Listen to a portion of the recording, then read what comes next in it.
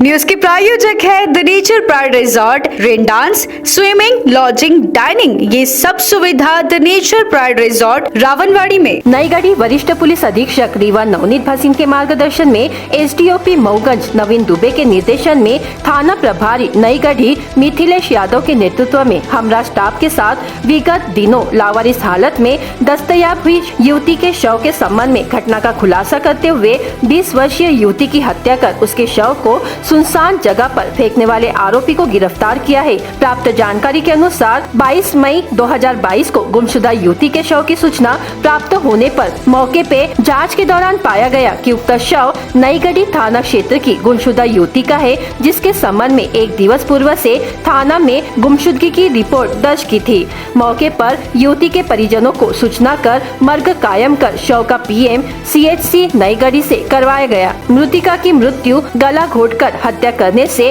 पाए जाने पर इसमें आरोपी के विरुद्ध धारा 302, 201 का अपराध पंजीबद्ध कर विवेचना दौरान मृतिका युवती के शव के पास से मिले प्रेम पत्र एवं उसके मोबाइल नंबर की CDR के आधार पर संदेही युवक अमित सिंह नरेंद्र बहादुर सिंह उम्र 24 वर्ष निवासी फुलकरण सिंह जो घटना दिनांक से फरार चल रहा था, उसे गंगेव से पकड़कर उससे पूछताछ की गई, जिससे हत्या करने की बात स्वीकार करते हुए बताया कि मृतिका और इसका प्रेम प्रसंग काफी अरसे से चल रहा था।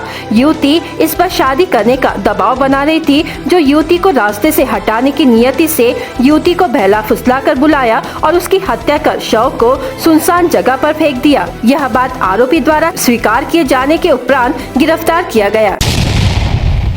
दिनांक 20 तारीख को प्रमिला जायसवाल ने थाना नईगढ़ी पे जाके सूचना दी कि उनकी बच्ची काजल जायसवाल उम्र लगभग 19 वर्ष निवासी खटकरी, पिता अनोखे लाल जायसवाल अपने घर से कुछ देर पहले चली गई है कहीं।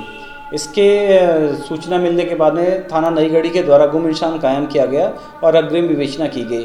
दिनांक 21 तारीख को लगभग शाम के समय यह पता चला कि एक युवती का शव वहीं पास ही छुरिया गांव के तालाब के पास में पड़ा हुआ है। मौके पर जाकर तस्दीक की गई और पता चला कि वहां पे वह बच्ची काजल जायसवाल का ही शव है। इसके बाद दिनांक 22 तारीख को सुबह FSL टीम रीवा से आई और उनके द्वारा पहले उनकी जांच पड़ताल की गई, पंचनामा कार्रवाई की गई और इसके बाद में डॉक्टर टीम के द्वारा उनका PM कार्रवाई कराते हुए FIR पंजीबद्ध की गई और अग्रिम जांच लगातार की जा रही थी।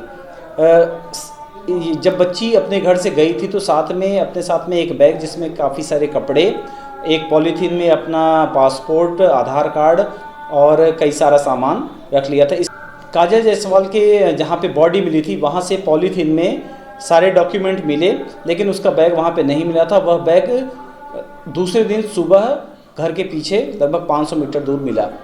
विवेचना के दौरान सबसे पहले जो लव लेटर मिला था उस पर कार्रवाई की गई। उसमें जो संदिग्ध जिसके अप्रत्यक्ष नाम नहीं लिखा हुआ था, अप्रत्यक्ष रूप से 2 लड़कियों का नाम उल्लेखित था, उस आधार पर उस आरोपी को उठाया गया, उससे पूछताछ की गई। लेकिन उसने यह स्वीकारा कि लड़की से यद्यपि बात होती थी किंतु अन्य कोई संबंध नहीं थे और घटनाक्रम में उसका कोई हाथ नहीं है। इसके बाद में लगातार साइबर टीम की मदद ली गई और अपने मुखबिरों के द्वारा कई सारी जाँच पड़ताल की गई।